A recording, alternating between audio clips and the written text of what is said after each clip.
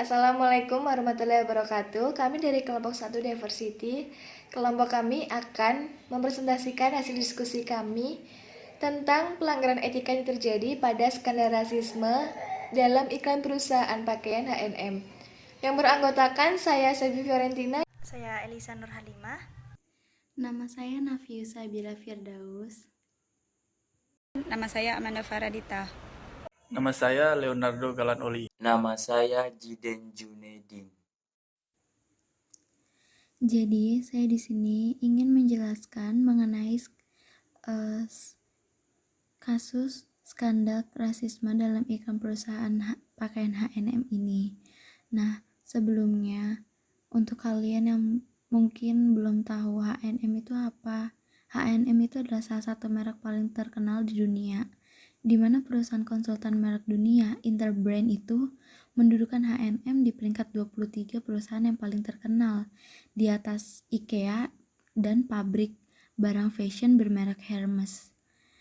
Nah, kemudian itu pada saat 2017 bulan Januari, H&M ini mengalami masa sulit karena nilai saham perusahaan itu anjlok 35%.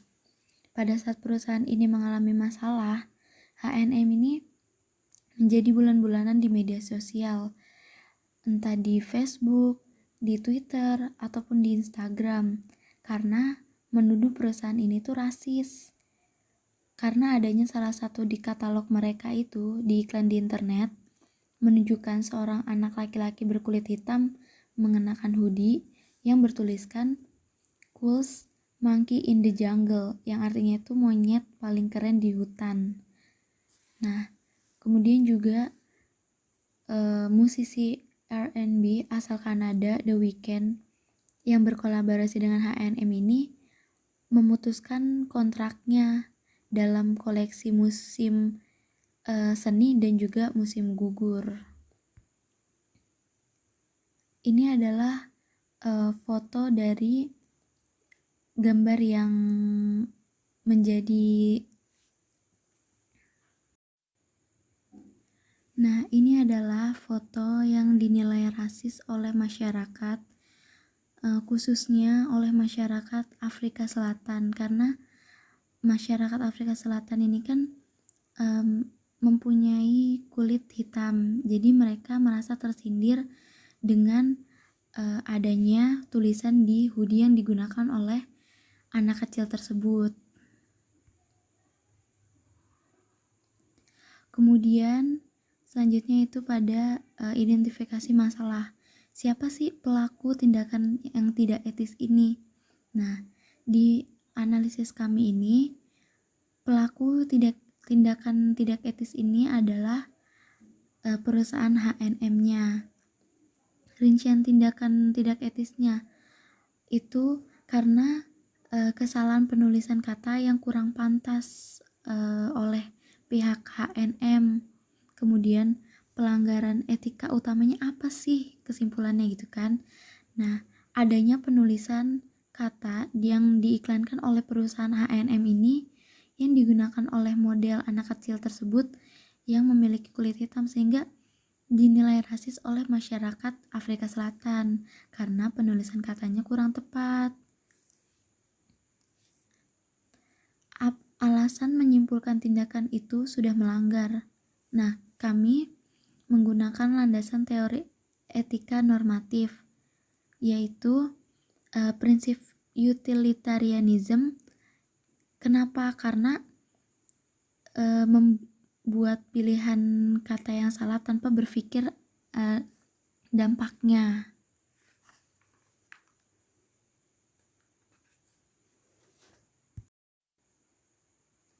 Setelah itu, bagaimana teori atau prinsip di atas itu menjelaskan bahwa tindakan dilakukan sudah melanggar etika.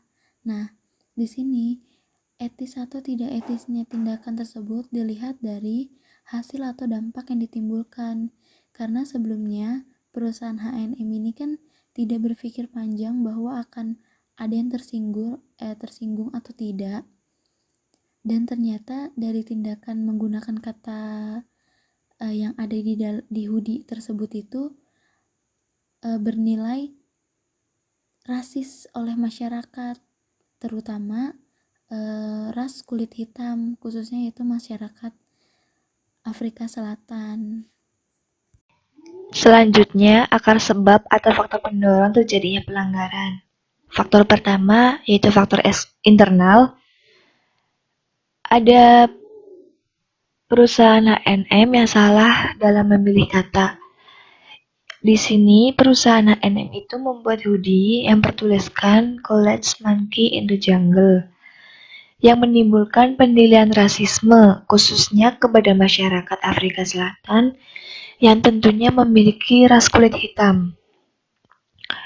Sehingga mendorong bahwa pihak H&M ini salah dalam memilih kata yang menyebabkan rasisme. Dan faktor kedua, ada faktor eksternal, yaitu pola pikir masyarakat yang mudah terprovokasi. Sebenarnya dari pihak H&M ini tidak ingin menyinggung, tetapi karena masyarakat berpikir seperti itu, yang memikir kata tersebut adalah kata yang rasis. Apalagi modelnya itu anak kecil yang memiliki kulit hitam. Dan muncullah dengan beberapa faktor yang membuat berpikir demikian. Selanjutnya, rekomendasi solusi yang pertama. Akar sebab faktor pertama itu ya seharusnya pihak dari perusahaan H&M ini lebih mempertimbangkan atau memilih kata-kata yang akan digunakan di produknya, agar pada saat proses pemasaran atau pengiklanan produk tersebut tidak terjadi kesalahpahaman atau bisa dianggap menghina kelompok lain. Jika sudah terjadi seperti itu, segera men-take down foto tersebut atau postingan tersebut dan membuat klarifikasi kepada yang bersangkutan yang berlandaskan pada teori atau prinsip utilitarism. Ada pihak perusahaan H&M ini harus segera mengecek kembali sebelum melakukan pemesanan atau pengiklanan produknya. Bagaimana teori atau prinsip tersebut? Jika perusahaan H&M ini berpikir panjang atas pemilihan kata produk tersebut yang akan dilaunchingkan atau diiklankan, perusahaan ini itu tidak akan dinilai rasis oleh masyarakat yang memiliki kulit hitam.